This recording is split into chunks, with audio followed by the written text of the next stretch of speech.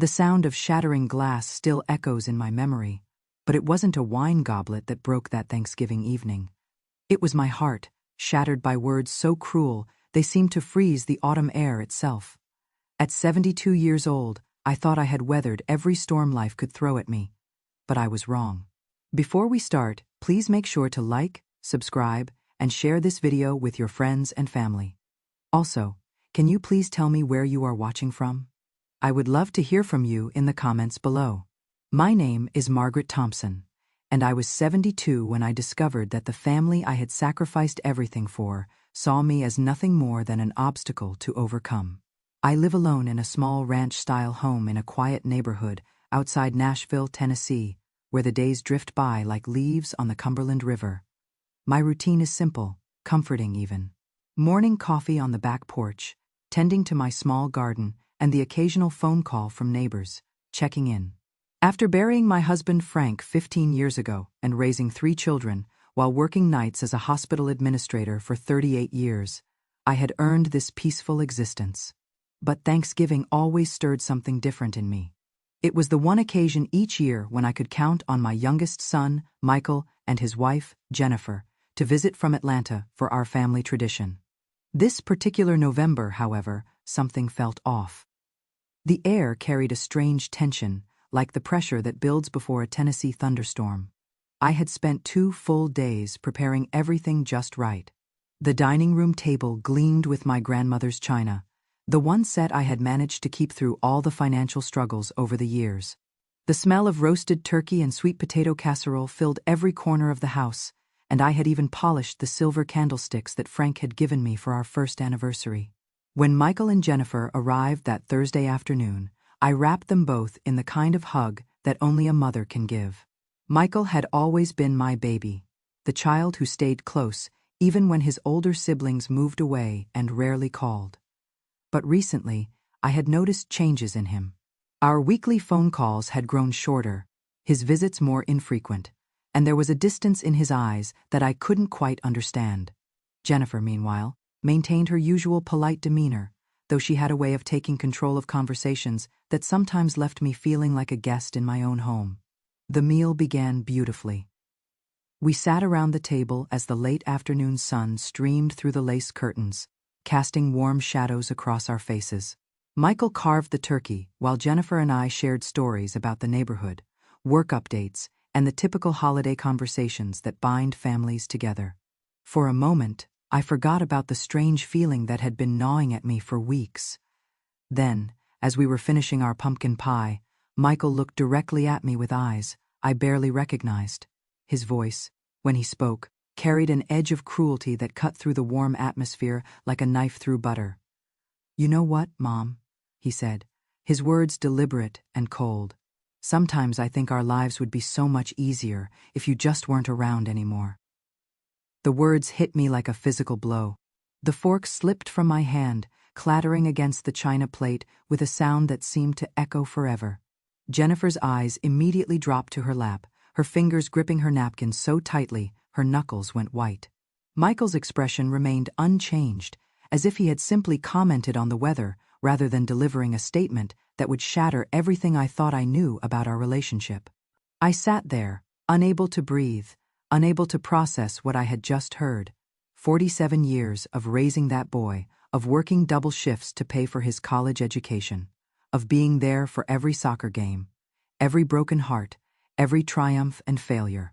And this was what I received in return. The dinner continued, but I wasn't really there anymore.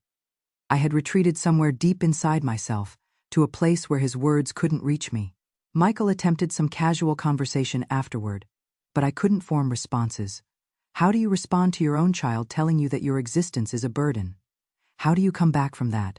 Finally, I excused myself. "I am feeling tired," I managed to whisper, my voice barely audible. "I think I will rest for a while." Michael barely glanced up from his phone, offering a distracted wave that might have been acknowledgement or dismissal. I couldn't tell which, and I didn't care anymore. I retreated to my bedroom, the same room where Frank and I had shared so many dreams, where I had rocked Michael to sleep as a baby, where I had cried when money was tight and hope seemed distant. I sat on the edge of the bed, my hands shaking as I tried to make sense of what had just happened. The walls seemed to close in around me, covered with photographs of family milestones that now felt like evidence of my own foolishness. Sleep was impossible that night. I lay in the darkness, staring at the ceiling while my mind replayed every sacrifice I had made.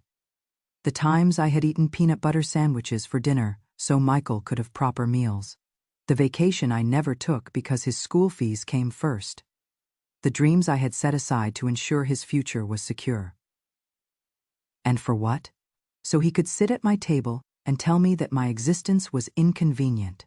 When morning came, it brought with it a cold clarity that surprised me. I wasn't just hurt anymore. I was angry. And more than that, I was determined.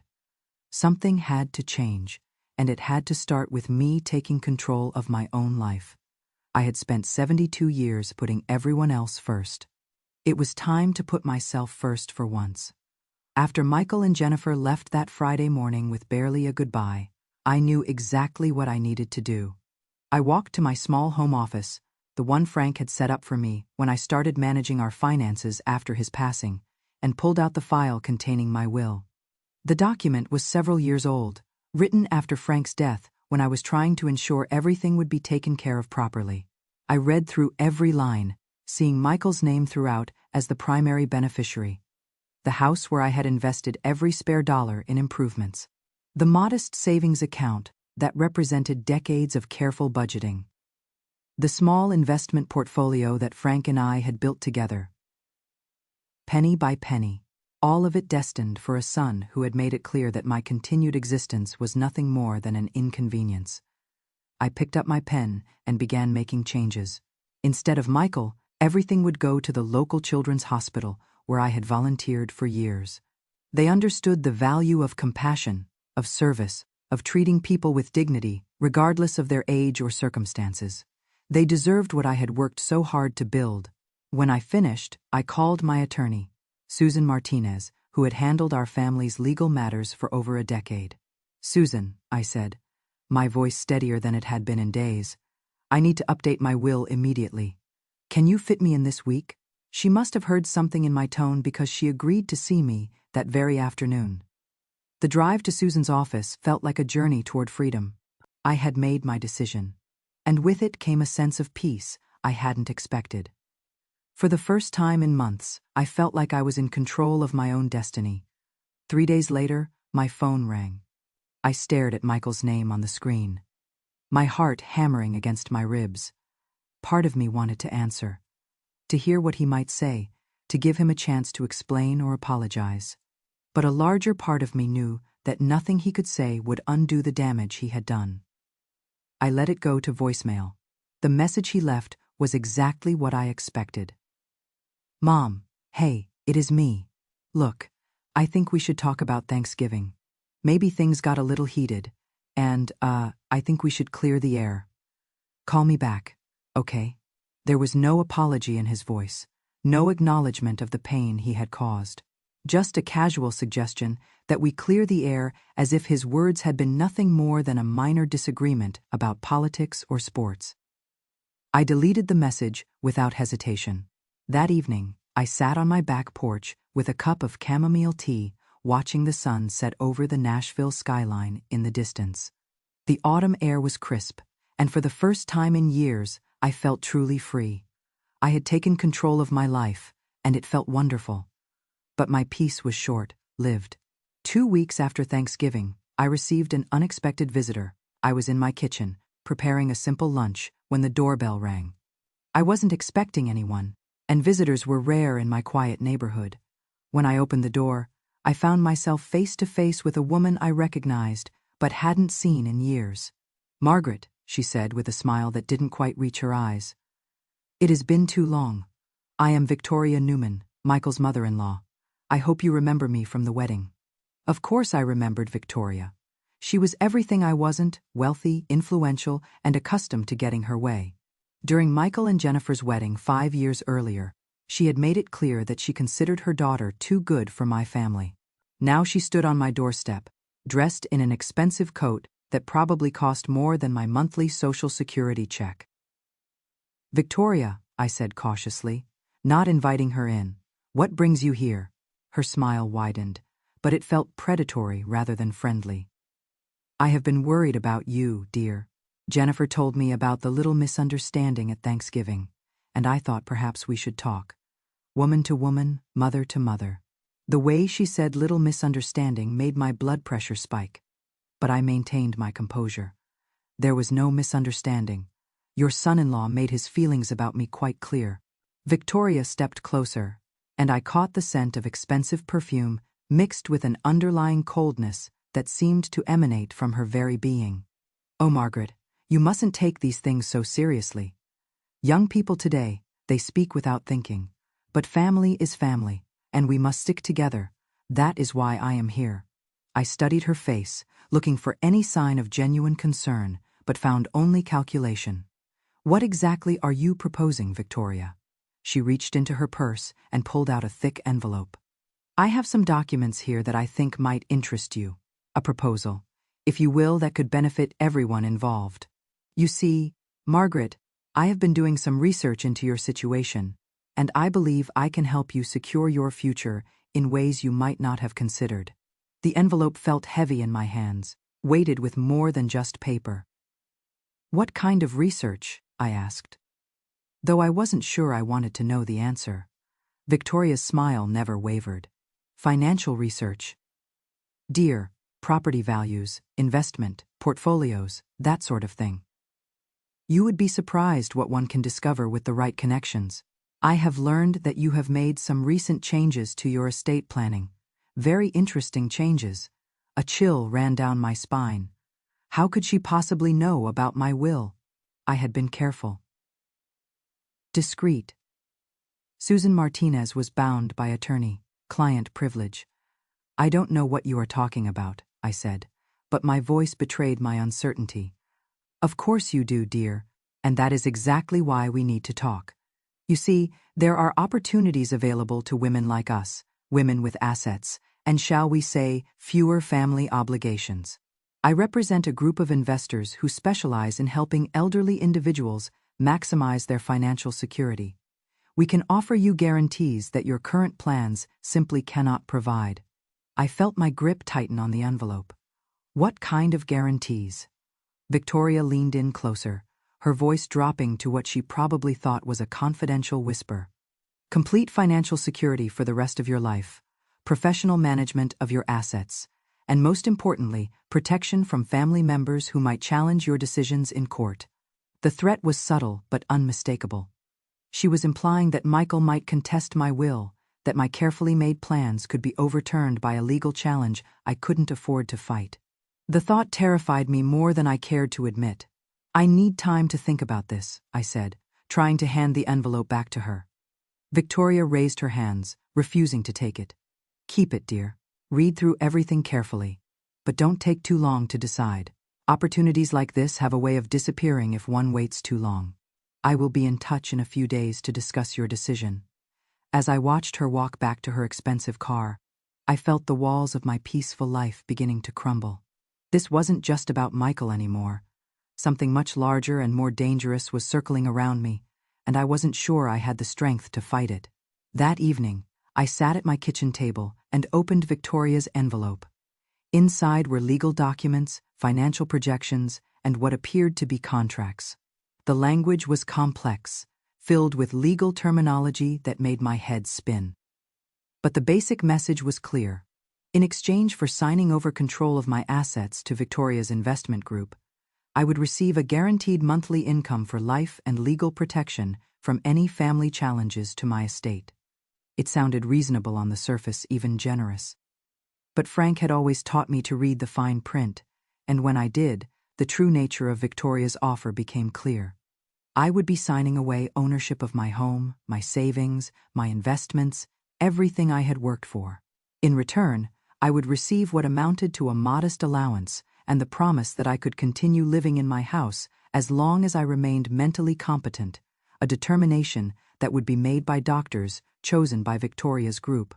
I was looking at a sophisticated scheme to steal everything I owned while making it appear legal and beneficial. The realization hit me like a punch to the stomach. This wasn't help.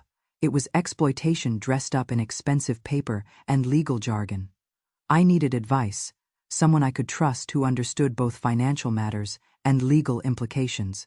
The problem was, I didn't have many people in my life who fit that description. Frank's brother, Thomas, had always been good with money, but he lived in Oregon, and we had lost touch after Frank's funeral. My neighbor, Mrs. Rodriguez, was sweet, but barely managing her own finances. Susan Martinez was competent but expensive, and I wasn't sure I could afford extensive legal consultation on my limited budget. Then, I remembered David Patterson. Frank's old business partner had retired several years ago, but he had always been sharp with financial matters. More importantly, he had been honest, sometimes brutally so. If anyone could help me understand what Victoria was really proposing, it would be David. I hadn't spoken to David in over a year, not since he had stopped by to check on me after a minor health scare. But his number was still in my address book, written in Frank's careful handwriting. The sight of those familiar letters brought tears to my eyes, but it also strengthened my resolve. "David," I said when he answered on the third ring. "It is Margaret Thompson. I hope I am not calling at a bad time, Margaret." His voice carried genuine warmth. "It is never a bad time to hear from you. How are you holding up?" I found myself telling him everything. Michael's cruel words, my decision to change my will, Victoria's unexpected visit, and the documents she had left behind. David listened without interruption, occasionally making small sounds of understanding or disapproval. When I finished, there was a long pause.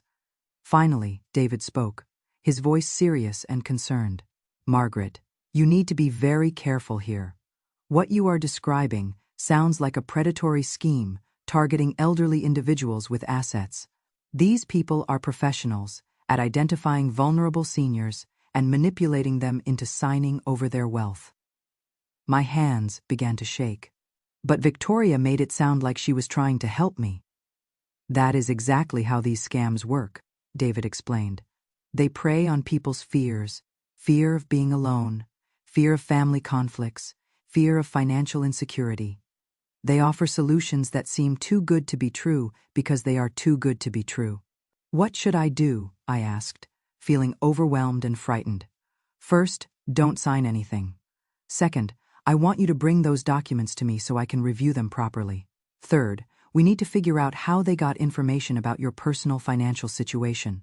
That is not normal, and it suggests they have resources and connections that go beyond what a typical investment group would have." David's words both reassured and terrified me. I wasn't going crazy. There really was something sinister happening. But that meant I was in actual danger, not just from Michael's indifference, but from people who made a living out of exploiting others. We arranged to meet the next day at David's house. He lived about 30 minutes away in a modest suburban neighborhood, similar to my own. As I drove there the next morning, I couldn't shake the feeling that I was being watched. Twice, I checked my rearview mirror, convinced I saw the same car following me.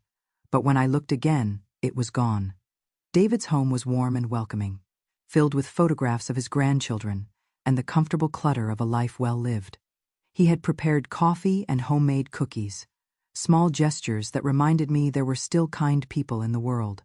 We sat at his dining room table while he reviewed Victoria's documents, his expression growing increasingly grim with each page he read.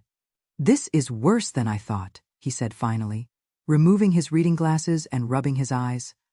"Margaret, this isn't just a predatory investment scheme. This is systematic financial abuse designed to strip you of everything you own while making it appear legal and voluntary." He pointed to specific clauses in the contracts. "Look here. They are requiring you to designate them as your power of attorney for all financial and medical decisions. And this section gives them the right to sell your home if they determine it is in your best interest. This clause allows them to relocate you to a facility of their choosing if you become difficult to manage." The blood drained from my face. "You mean they could put me in a nursing home against my will?" "Worse than that," David said grimly.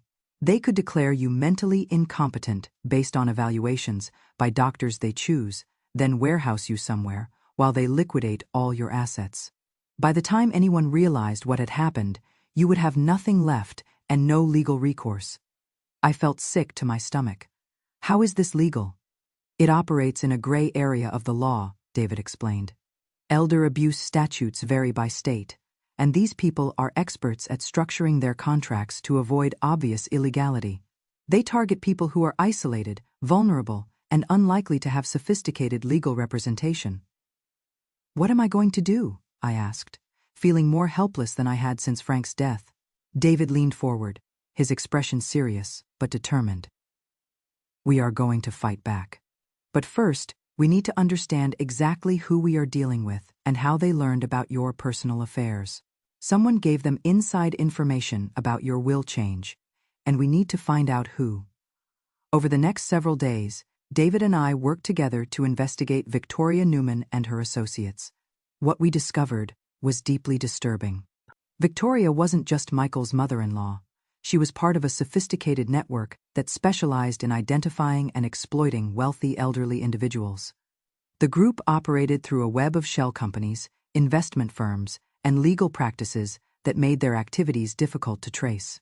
More troubling was what we learned about how they had targeted me. David's research revealed that someone with access to legal records had provided them with information about my will change. The list of people who could have accessed that information was very short, essentially limited to my attorney's office and a few court clerks. There is a leak somewhere, David told me over the phone one evening. Someone in a position of trust is feeding information to these people. And Margaret, I think you need to consider the possibility that Michael is more involved in this than you realized. The suggestion hit me like a physical blow. You think my own son is part of this. I think your son's cruel words at Thanksgiving might not have been a spontaneous outburst, David said gently. They might have been calculated to hurt you enough that you would be vulnerable to Victoria's offer of help. Think about it. Who benefits if you sign over your assets to this group? I didn't want to believe it, but the pieces fit together too well to ignore. Michael's increasingly distant behavior, his sudden cruelty at Thanksgiving, Victoria's remarkably quick appearance with a solution to my problems. It all suggested a level of coordination that made my stomach turn. What kind of people have I raised? I whispered. More to myself than to David. You raised the kind of person you are, David said firmly. Michael's choices are his own responsibility, not yours. And Margaret, we are going to make sure he doesn't get away with this. 2 days later, my doorbell rang again. This time, I was expecting the visitor. Victoria had called that morning to schedule what she called a follow-up consultation to discuss my decision about her investment proposal. I had agreed to meet with her, but not for the reasons she thought. David was positioned in my kitchen, close enough to hear our conversation, but out of sight. We had prepared carefully for this meeting, and I felt more confident than I had in weeks. For the first time since Thanksgiving, I was taking control of the situation instead of simply reacting to it. Victoria arrived precisely on time, carrying the same confident smile and expensive accessories. But this time, I was ready for her. Victoria, I said, inviting her into my living room. Please have a seat. I have given your proposal a great deal of thought. She settled into my best chair, crossing her legs elegantly and fixing me with what she probably thought was a reassuring expression. I am so glad, Margaret. I was hoping you would see the wisdom in our approach. Have you had a chance to review all the documents? Oh yes, I said, sitting across from her. I have reviewed them very thoroughly. In fact, I had a financial advisor look them over as well. For just a moment, Victoria's smile flickered. A financial advisor, that wasn't really necessary. Dear, our legal team has already ensured that everything is in perfect order. I am sure they have, I replied evenly. But I wanted to make sure I understood exactly what I would be agreeing to. For instance, I found it interesting that your group would have the authority to determine my mental competency. That seems like quite a lot of power to give to people I barely know. Victoria's smile returned, but it looked more forced now. That is simply a standard protection. Margaret, we want to ensure that your interests are protected if your health declines. Surely you can understand the wisdom in that. What I understand, I said. my voice growing stronger, is that you are trying to steal everything I own while making it look like you are helping me. What I understand is that someone gave you inside information about my personal affairs, and I want to know who. The mask finally slipped from Victoria's face. Her expression hardened, and when she spoke, her voice carried a cold edge that made me grateful. David was nearby. You are making a serious mistake, Margaret. We are offering you protection and security that you desperately need. Without our help, you are vulnerable to all sorts of problems.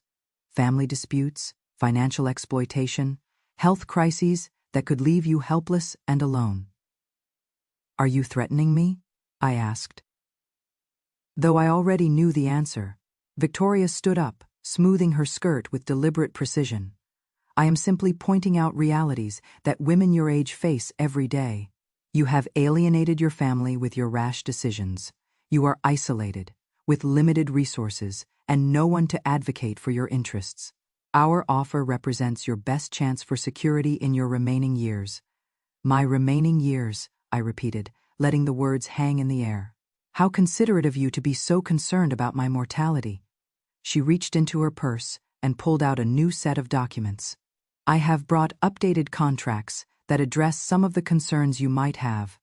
But Margaret, this is a limited time offer. If you are not ready to secure your future today, we may not be able to help you in the future. I stood up as well, drawing myself to my full height. Victoria, I want you to leave my house right now. I want you to take your contracts and your threats and get out. And I want you to tell whoever you are working with that I am not the helpless old woman you thought I was. Her eyes flashed with anger, and for a moment I saw the real person behind the polished facade. You are making a very foolish choice, Margaret. You have no idea what you are up against. I know exactly what I am up against, I replied, and I am not afraid of you anymore. After Victoria left, David emerged from the kitchen, his face flushed with anger. Did you get all of that? I asked. He held up his phone.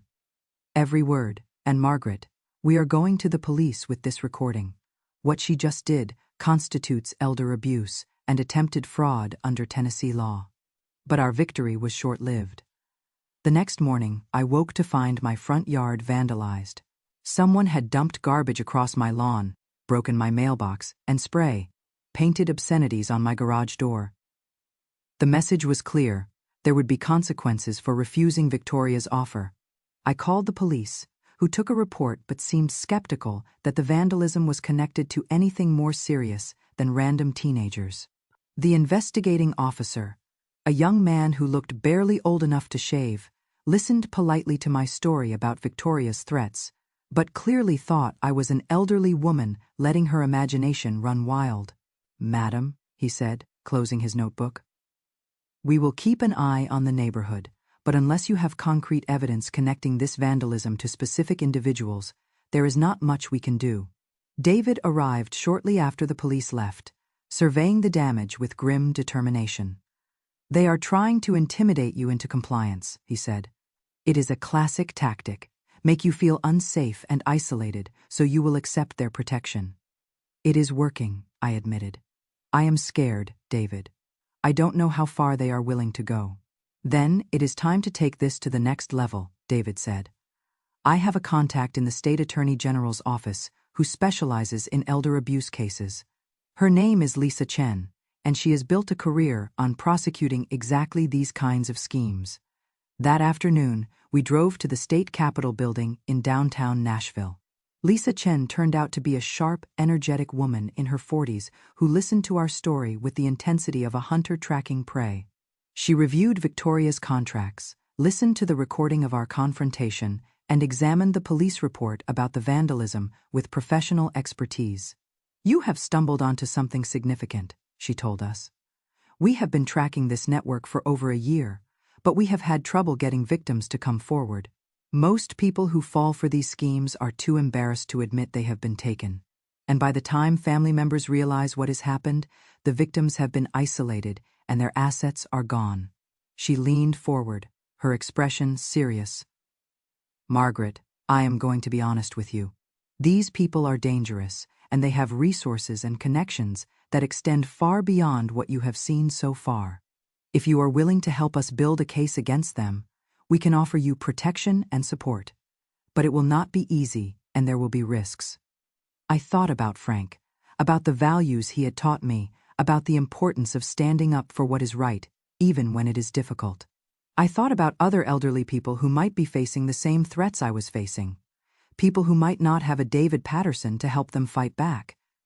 "What do you need me to do?" I asked. Lisa smiled for the first time since we would met. "We need you to continue appearing vulnerable while we gather evidence. We need recorded conversations, documentation of their threats, and most importantly, we need to identify their inside sources. Are you willing to be our eyes and ears on the inside?" The next few weeks were terrifying but necessary. Under Lisa's guidance, I played the role of a confused, frightened elderly woman gradually succumbing to Victoria's pressure. I attended meetings where Victoria introduced me to other network members, listening to their presentations about financial security while wearing a wire provided by the Attorney General's office. What we discovered was a sophisticated criminal enterprise operating across multiple states. Victoria's group specialized in identifying elderly individuals with assets, then using psychological manipulation, legal intimidation, and threats to force victims into signing over their wealth. The inside information about my will change had come from Michael. Phone records showed multiple calls between Michael and Victoria following Thanksgiving. He had provided detailed information about my assets, habits, vulnerabilities, and daily schedule.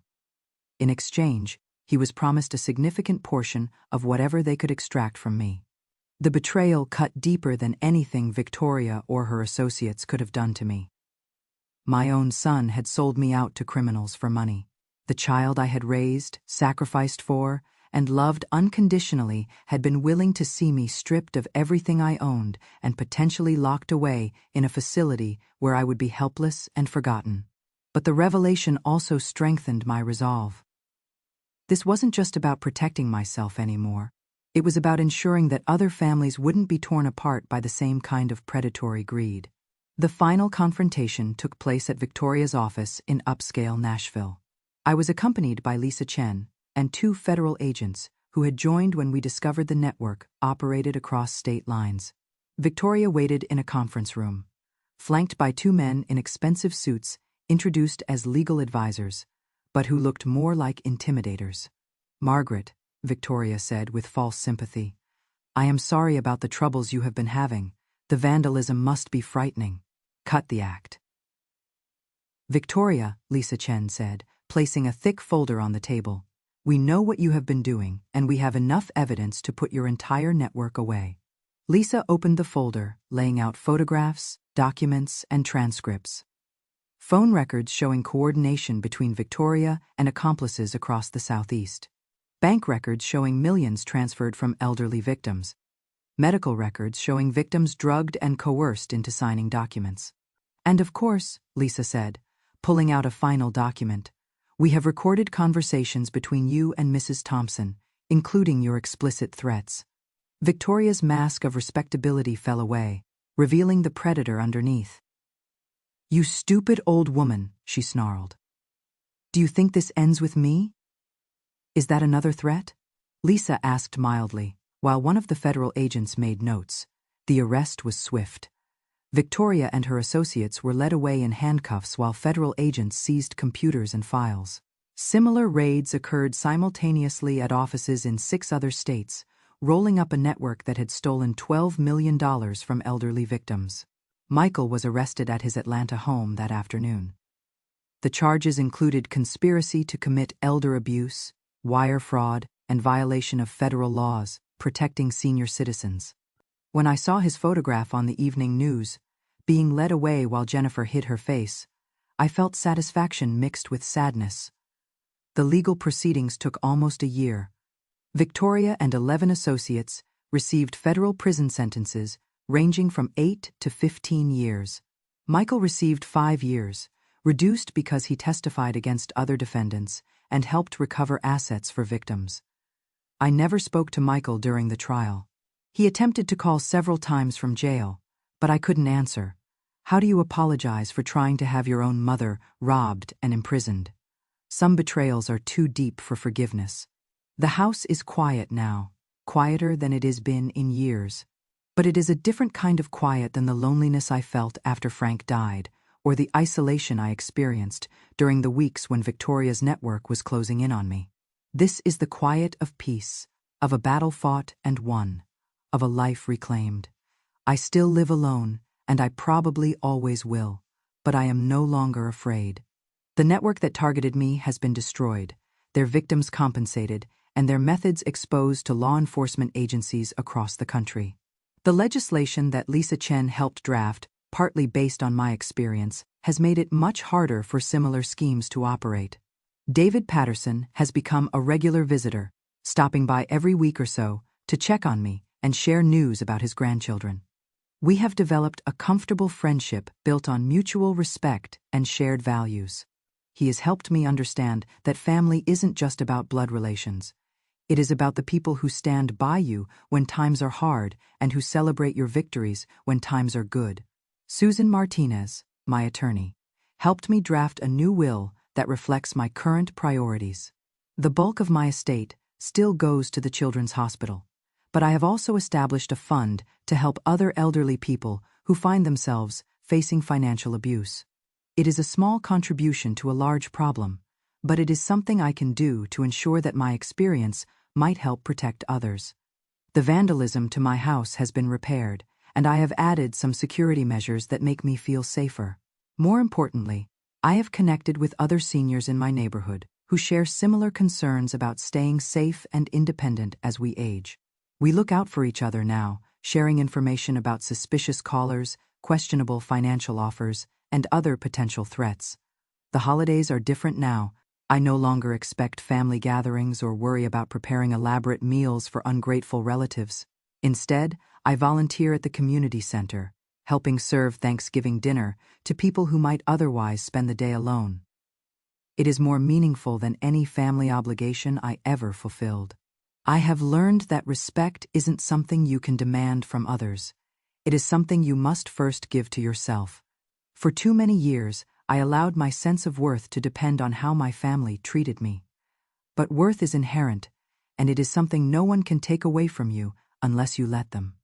Victoria's network tried to convince me that I was vulnerable because I was alone, that I needed their protection because I had no family support. But being alone isn't the same as being vulnerable. Sometimes the people who claim to love you are the ones most willing to exploit that love for their own benefit. I am proud of the choices I made during those difficult months. I am proud that I had the courage to disinherit Michael when he showed me his true colors. I am proud that I had the wisdom to see through Victoria's manipulation and the strength to fight back against her threats. Most of all, I am proud that I was able to help protect other people from the same kind of exploitation. The money I saved from not falling victim to Victoria's scheme has allowed me to make some improvements to my house and take a few small trips. I visited my sister in Colorado last spring and took a photography class at the community college. These are small pleasures, but they feel enormous to me because they represent choices I made for myself, rather than obligations I fulfilled for others. For the first time in my adult life, I am living according to my own priorities.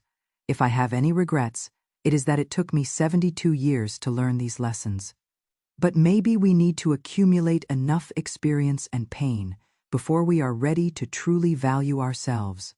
Maybe the wisdom that comes with age is supposed to feel hard-earned. I think about Frank sometimes, wondering what he would think of the woman I have become. I believe he would be proud of me for standing up to Victoria and her network. He always said I was stronger than I gave myself credit for, and maybe he was right. The future stretches ahead of me, uncertain but no longer frightening. I plan to spend my remaining years on my own terms, surrounded by people who value me for who I am, rather than what I can provide. I plan to continue fighting for other seniors who face the kind of exploitation I experienced. And if Michael ever decides he wants to rebuild our relationship, he will find a different mother than the one he betrayed. I am no longer the woman who would sacrifice her own well-being for the approval of an ungrateful child. I am Margaret Thompson, and I have learned that being alone is infinitely better than being surrounded by people who don't deserve your love. If you have made it this far in my story, thank you for listening. I hope it encourages you to value yourself, to set boundaries with people who don't respect you, and to remember that it is never too late to take control of your own life. Age may bring limitations, but it also brings wisdom. And sometimes, that wisdom is worth more than all the family approval in the world. Please let me know what you think about my story in the comments below. Have you ever faced similar challenges with family members or people trying to take advantage of you? How did you handle the situation? I would love to hear from others who have found the strength to put themselves first when it mattered most. And if you found this story helpful or inspiring, please share it with others who might benefit from hearing about the importance of self-respect and the courage to stand up to exploitation, no matter what form it takes or who is behind it.